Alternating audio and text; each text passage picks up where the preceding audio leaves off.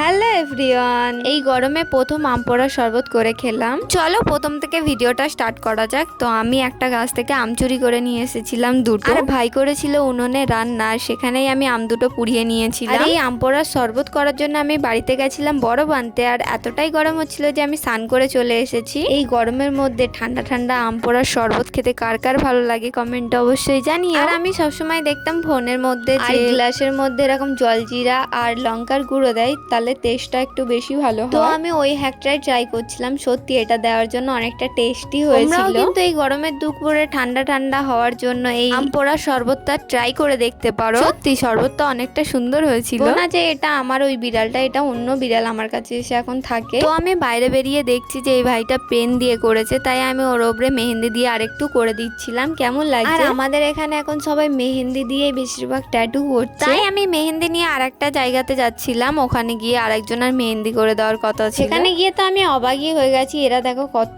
আম নিয়ে এসেছে আম মাখা খাবে বলে। তাই এখন বসে গেছি আম কাটতে। আর এদের বাড়িটা এত সুন্দর জায়গায়, তোমাদেরকে কি আর বলবো। দেখো বাড়ির পাশে কত বড় পুকুর। আর আমার এদিকে তো আম কাটা অনেকটাই কমপ্লিট হয়ে এসেছে। লাস্টে আমরা চলে গেছিলাম ছাদের মধ্যে। আমের মধ্যে জলজিরা দিতে না দিতেই সবাই খাওয়া শুরু করে দিয়েছে। আমি তোমাদেরকে বলেছিলাম আম মাখার ভিডিও দেবো, তো দেখো আমি এবারে আম মাখারও ভিডিও নিয়ে আসছি। ওদের এতগুলো আম খেয়ে হয়নি, আবার আমাকে আম কাটতে বসিয়েছে। আমি আবার আম কেটে দিয়েছি ওদের জন্য। আর এদের আম খাওয়া তো শেষই হবে না। আর লাস্টে এতটা ঝাল দিয়েছে, তাও ঝালের মধ্যে খেয়েই যাচ্ছে, একটু স্টাইলটা মেরে যাচ্ছে। দেখো লাস্টে লঙ্কাটা এতটাই ঝাল ছিল, স্টাইল মেরে খেতে খেতে নিচে যখন হাত দিয়ে দেখে ব্যাস।